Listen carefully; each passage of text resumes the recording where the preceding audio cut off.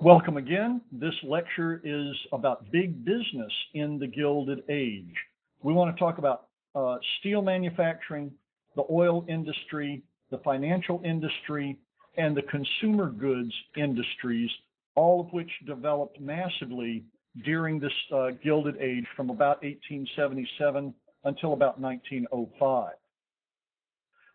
As you see on the title slide here, we have a couple of factories. This is the most important development in manufacturing, is the establishment of factories where power is applied to work all under one roof rather than each individual supplying their own power to their own machinery. And you can see that in the image to the left, which are women stamping cans. And you see all of the belts of their stamping machines being run off of a central power source. And the image to the right are workmen making boilerplate, that is the slabs of steel and iron that would go into making the giant boilers that ran all of the steam operations, all of the steam engines that powered transportation and the Industrial Revolution throughout this Gilded Age era. They too have to use centralized power and centralized machinery, and that's the very nature of the factory. Let's look first then at the manufacturing of steel.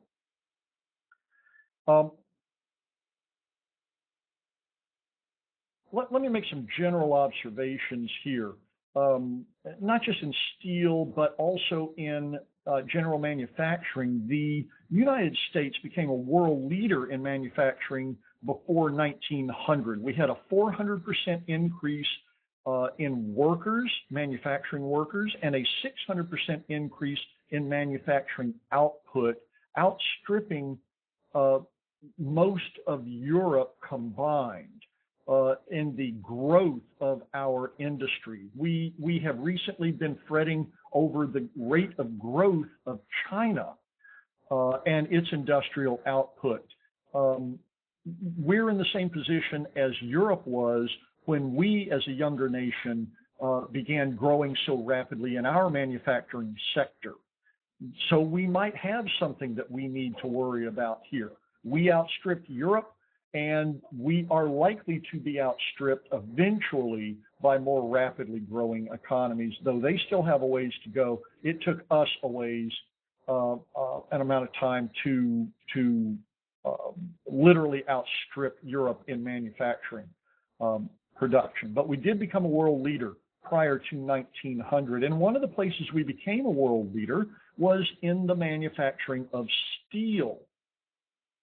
The great steel manufacturer, the leader of U.S. steel manufacturing, if you don't like him, he's a robber baron, is Andrew Carnegie. Andrew Carnegie. Carnegie literally is a rags to riches story. He came to the United States from Scotland with almost nothing, maybe a nickel in his pocket, knowing no one. Began to get jobs as a telegraph runner, and then as he became interested in railroads, and so he began buying stock in railroads, trying to work for railroads, and then he realized that the real money was going to be in supplying the needs of railroads and other industries, business to business transaction, and so he became interested in steel. The Bessemer process allowed steel to be manufactured substantially more cheaply. Steel is a lighter weight metal for the same tensile strength as iron, and it's a lot stronger metal as well. So it was very good for replacing iron in heavy manufacturing and in railroads in particular. Now, Carnegie is a pretty interesting character in that he devised a number of business mechanisms. He devised, for example, the wearing out of factories rather than stopping to repair them. People were pretty thrifty. It's kind of odd that the Scots have this reputation, the stereotype of being a thrifty people. But Andrew Carnegie would work his plants nonstop until they quite literally fell apart. And one of the reasons he did this was because he understood that technology was changing so rapidly that there was no reason to continue to repair older technology. By the time he could wear out one of his steel making factories, it was time to go to the next generation. Now, we tend to understand that with computers nowadays, but in manufacturing, that really seemed to go against the grain of how most people thought about resource management. Nevertheless, it was one of the things that made Carnegie tremendously wealthy. Another thing that he understood was cost analysis. Today it's a common business practice to analyze your costs, to see where every penny is going, to see if you can shave a penny here and shave a penny there. But in manufacturing during the 1800s, in the service industries in the 1900s, it was very unusual to analyze your costs. And Carnegie was one of the few who did it on a huge scale. He could tell you how much it costs to produce a ton of steel at any of his plants on any of his shifts. He knew exactly how much it cost because he knew how much all of the components that went into the manufacturing of that steel cost. And if he could find a way to shave a little bit of money, he would do it. And this cost savings allowed him to increase his profits per ton of steel made. One of the ways that he was able to shave costs was by applying what is called vertical integration. Vertical integration is the idea that a single business, in this case Carnegie Steel, owned not only the steel making company and the steel making factory, but owned all of those components that went into making steel, and if you want to go the other way, owned mechanisms for distributing the finished product and selling the finished product, and in many cases, making other goods out of the finished product. Now, he didn't quite go that far, but he was very interested in owning the iron plants as well as the steel-making facilities, in owning the coal mines and the iron ore mines and the limestone mines, in controlling the labor pools, and in all of these things, including the rail transport systems that allowed him to create his product, which was steel. This way, he didn't have to negotiate with anybody. He could apply his cost analyses to all of the steps in making steel and could figure out how to shave a few pennies here and shave a few pennies there. The greatest cost of all, of course, was labor, which is very common. Labor makes up well over 50% of the cost of doing any business, and in many businesses, it makes up as much as 80%. Carnegie, particularly through his leading manager at the Homestead plant, Henry Clay Frick, was ruthless in his labor practices. One of the places that the Carnegie Group shaved and shaved and shaved was in its labor costs. And this is a pretty complex phenomenon because Carnegie was not the direct employer of labor necessarily. It was he would hire people who would hire foremen, who would hire crews, and negotiate for a payment per ton, and then pay those crews. So Carnegie didn't necessarily have direct control over his labor force, and that is one of the things that he attempted to get. First, by breaking the connection of laborers to each other, and then by imposing a managerial system and a management controlled system over labor. This is not something for us to go into right now, but if you ever have a chance to take a labor history course or read any of David Noble's works on shop floor politics, then it's probably well worth your time if you're interested in this kind of thing. Let's look at another major industry, the oil industry. You see a picture of John D. Rockefeller here, and he is the major oil man of this era. He created the oil industry, and he created a lot of the rapacious business practices that the oil industry is feared for, even as they do not engage in many of them anymore. John D. Rockefeller created Standard Oil, SO, which is now Exxon Mobil. I think it's just Exxon now. That's his old company. John D. Rockefeller hunted for small cost savings, much more so even than Andrew Carnegie, though they were contemporaries.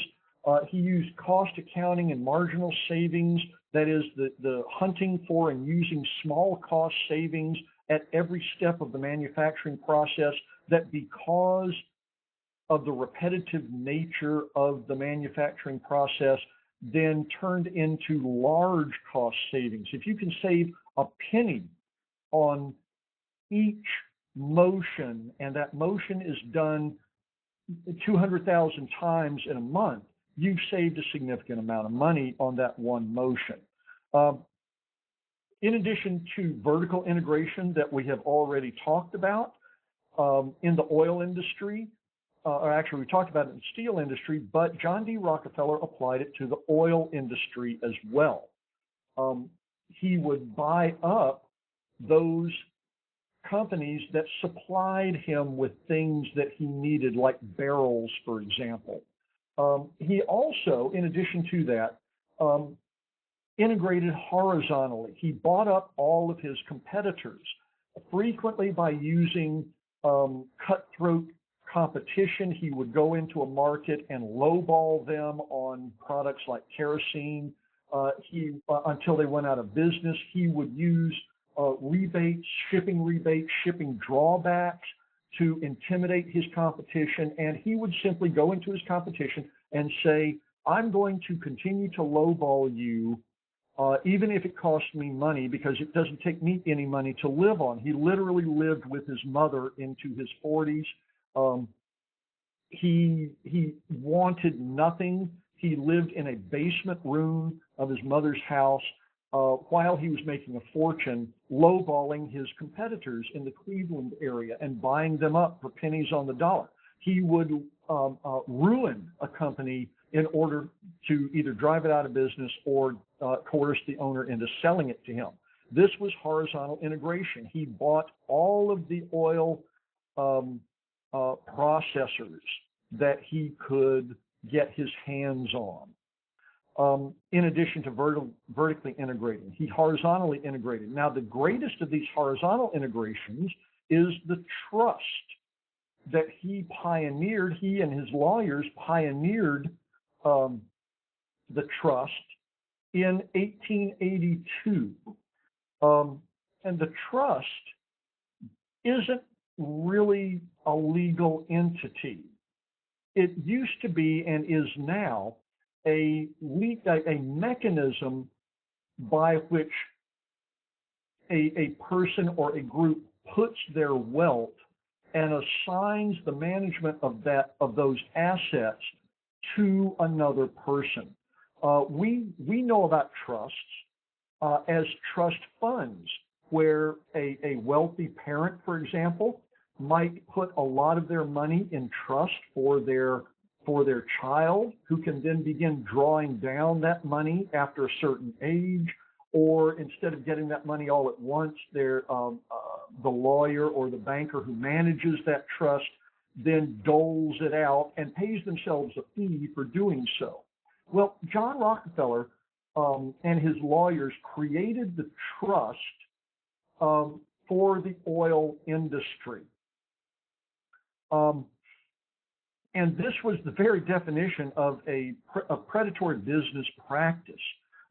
It wasn't, a trust was not a corporation. It was a conglomeration in which all of the oil companies who were too strong to buy each other out, but too weak to continue to fight each other, pooled their assets. Most of these were held by private individuals. It wasn't like there were a whole bunch of stockholders. John D. Rockefeller had no stockholders. He owned Standard Oil. So he talked his major competitors into pooling their assets, putting them into a trust into which they would be given trust certificates, and he, Rockefeller, as the secretary of the trust, would manage all of the assets. That is, he became the super manager of these other oil companies. Well, this worked okay, but it didn't work as well as he wanted it to work, because even though he had control of the assets, there was still things he could not do that the other owners wouldn't let him do. And by 1892, Standard Oil, though it maintained its trust status, really no longer operated as a trust, which is pretty interesting because Standard Oil was the specific trust that the Sherman Antitrust Act of 1890 was aimed at stopping, and it never stopped Standard Oil. It was only in 1911 that the Supreme Court finally applied the Sherman Antitrust Act to Standard Oil after Theodore Roosevelt, as president, sued Standard Oil in federal court to break it up under the Sherman Antitrust Act. But by 1892, except in form, then Standard Oil didn't really operate as a trust any longer. It had, in fact, what was broken up was a single unit, a single conglomeration of Standard Oil that was acting as its own trust. Instead of having franchises, it created trusts from the separate state organizations. I know that's a little complex, and it's not really worth going much more into detail, but suffice it to say that the way that Standard Oil was originally organized as a trust was pretty much over by 1892, but that it had organized itself as a single company in the same trust mechanism, so it would have different iterations in different states: Standard Oil of New Jersey, Standard Oil of Ohio, Standard Oil of California. And rather than franchising, it had created itself as a trust, and that's what was broken up in 1911. Let's look at profits and earnings and dividends. You can see the assets of Standard Oil climbed dramatically from just before 1885 to just after 1905. Its assets really took off after 1900, when it quit being a trust of a bunch of different companies and began being its own trust that spanned the entire continent. You can see that its earnings climbed a little bit faster than its assets did, or rather, excuse me, than its dividends did. And just really the thing here is to look at these assets. It really did a pretty remarkable job here. Incredibly wealthy corporation, and despised in large part for that wealth and because of the way that people perceived that it got that wealth. Many people did not like giantism. On the other hand, we were very thrilled with giantism in corporate capitalism during that period of time. Let's look at something new under the sun. We say there's nothing new under the sun. That's not necessarily so. The financial industry certainly was something new, and it created something new. from the capital needs and war profiteering of the Union, of some of the capitalists that operated with the Union. They're generated then in the immediate aftermath of the Civil War, a group of people who had significant amounts of money that they didn't know what to do with, way much more money than they had previously had. This led them to begin investing and created investment markets, as well as the gigantic growth of previously existing investment markets. And many of these folks invested in industries of one type or another. Now, the financial industry began falling on hard times because of the scandals of the 1870s. The Credit Mobilier scandal, for example, was that vast fraud and corruption scandal that encompassed the building of the Union Pacific Railroad. It included the bribing of a number of congressmen, as well as the sheer fraud involved in the building of the Union Pacific. And then Jay Cooke overextended his own railroad holdings, which with a couple of other things led to the panic and then the Depression of 1873. And because this was caused by a bubble in the finance markets, then people shied away from the finance markets. They didn't love them as the finance markets would like to have been loved.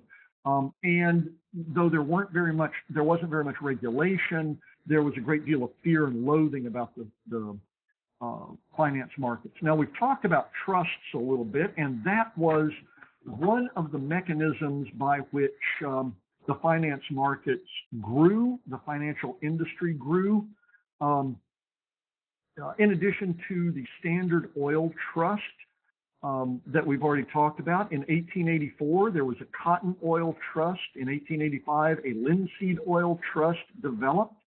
And in 1887, this was followed by Sugar Trust, Whiskey Trust, Salt Trust, Cordage Trust, Paving Tar Trust, School Board Slate Trust, and even an Envelope Trust. So you can see that right before the 1890 Sherman Antitrust Act, there was this boom of trusts across the face of American business, and it was driven by the machinations of the financial sector. These were new products, you might say. Well, with the attempts to regulate trusts and the basic failure of the trusts to do what they were supposed to do, then leading to the Sherman Antitrust Act, another new product devised by the financial sector was the holding company.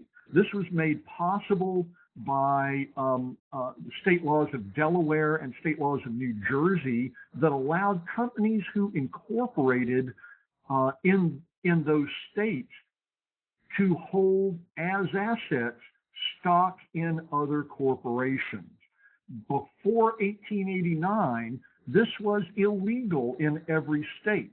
A corporation could not hold stock as an asset. But with these two states and their liberal incorporation laws, and with certain court decisions that upheld the idea that a corporation could hold stock as an asset in itself, that is, it could hold another company's stock as its own asset, then holding companies, which are companies that own other companies by holding their stock, became the favored method of business organization on a grand scale. Now, the most famous of these companies these holding companies was U.S. Steel, which had been put together after 1901 by J.P. Morgan, the financier, who bought up all of the major steel companies in the United States, finally completing his last transaction in buying up the Carnegie Corporation from Andrew Carnegie. Carnegie retired, became a philanthropist, and Morgan ran U.S. Steel as a holding company. He didn't actually care about making steel. he cared about buying up the stock of other corporations. It's a much sturdier way of creating a company and creating an industry outside of the trust mechanism. J.P. Morgan and his House of Morgan, and you see his photograph here, is the exemplar of the post-1873 financial markets and financial industry. He stabilized the railroads in the 1890s by buying them up after 1893. He did the same for steel with U.S. Steel. He even had enough money that in 1907, he loaned enough money to the U.S. government to allow it to avoid a depression. Yeah, pretty amazing. Anyway, Morgan, when Morgan died, he only had $68 million in assets. And his rivals and other people thought that was pretty odd. His banker buddies and his rivals thought that he was fairly impecunious. They were surprised by how little personal wealth he actually had relative to the type of wealth that they had and they wanted. Andrew Carnegie, for example, had almost $500 million in assets when he retired in 1901, significantly more than Morgan had when he died with only $68 million in assets. I would take 1/68 of that and be a happy guy, but we're talking about real high flyers here. Now, the kind of things that you and I, in our current identification as consumers, would be most in touch with is not the finance industry necessarily, or the oil industry, or the steel manufacturing industry, but things that were a little closer to us. The consumer goods and mass market industry that began developing after 1877 and really took off in the 1920s. The first of the great consumer goods that led to mass marketing is that we want to talk about is electricity. The development of electricity. And in the beginning, electricity, and I call the beginnings the heroic age. There aren't any rules. There's nothing already established. We don't know how it's going to work itself out. We don't know what the best way is going to be. And so the people that are involved in these heroic ages tend to go after each other hammer and tongs. We see that in the so-called power wars between Thomas Edison and George Westinghouse. Edison, you know, is the guy that developed the phonograph and movies and the light bulb, and he also developed a mechanism for powering the light bulb as well as devising motive power. And that was the use of direct current electrical generation. Now, you use direct current on a daily basis. Every battery that you use is direct current. Direct current is perfect for short, high amperage power generation. Well, the alternative is, and I hate to be punny about this, but the alternative is alternating current. The advantage of alternating current is that because it can be stepped up and stepped down in power, then it can be transmitted much further distances through transformers. These substations that you see sometimes step up alternating current power, AC power, so that it can be transmitted further, and then the transformers that you see atop what we call electric or telephone poles then steps down the heavy current that flows through the big lines into current that you can use in your house. 220 step down to 110. And that's the current that's in your wall plugs, is 110 current. That's a Westinghouse Nikola Tesla development. But in 1892, there was still no decision made yet on where the finance market was going to invest. Was it going to invest in Edison's small generating plants that could generate power and had to be placed about one every 2 miles apart to serve neighborhoods, or would there be investment in Westinghouse and his AC power?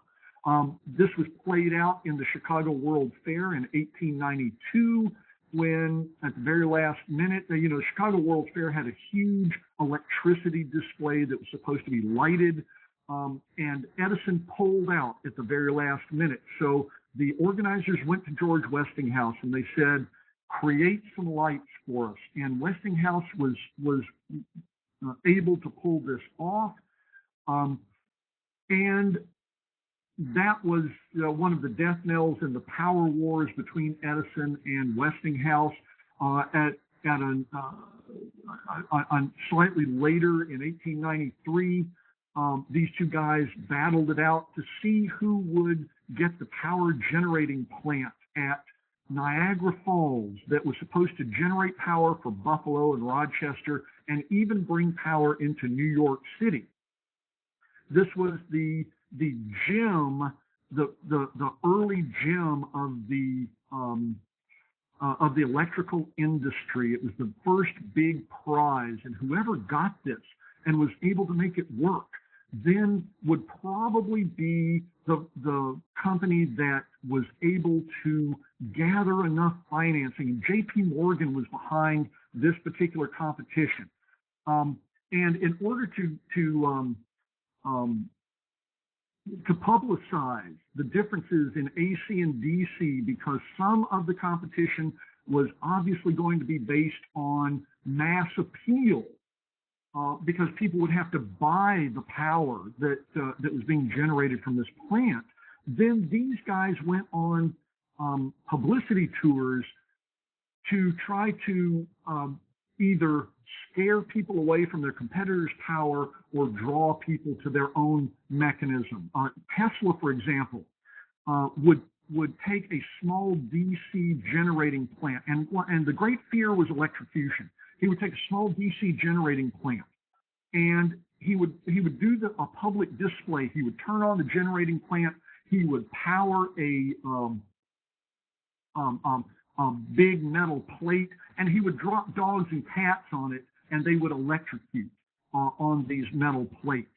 And since it was DC power, he could claim DC power would kill you. This got so crazy that when New York decided to go to the electric chair as the method of execution of death row inmates, then instead of saying, yes, I want the contract, Edison and Westinghouse both said, no, give it to the other guy, because if my power is AC power or DC power is seen as being chosen by the state to execute criminals, then people will think that when we run it into their house, they too will be they'll be executed by it. They'll be in danger from it. Well, this just got crazy. Eventually, however, Westinghouse won out, and J.P. Morgan financed Westinghouse at Niagara Falls, and the housing power that we use now is AC, and it comes from these power wars in 1892-93. There were multiple industrial uses. Both DC and AC figured out, the proponents figured out how to make motors that worked off of them. Tesla came up with a motor that was pretty remarkable for the time that used AC power, and that's how he got hooked up with Westinghouse. There are multiple consumer uses, including illumination, which was substantially better and substantially higher wattage, more lumens, but less heat than running gas into your house. Other consumer goods, moving pictures, which generated its own industry, both production and consumption. After a while, the phonograph, another Edison thing, telephones from Alexander Graham Bell, all of these things became consumer goods during the 1870s, 80s, 90s, and early 1900s. After the mid 1890s, we start seeing other consumer goods like I have George Kodak here. This is incorrect. It's George Eastman and his Kodak camera. George Eastman and his Kodak camera.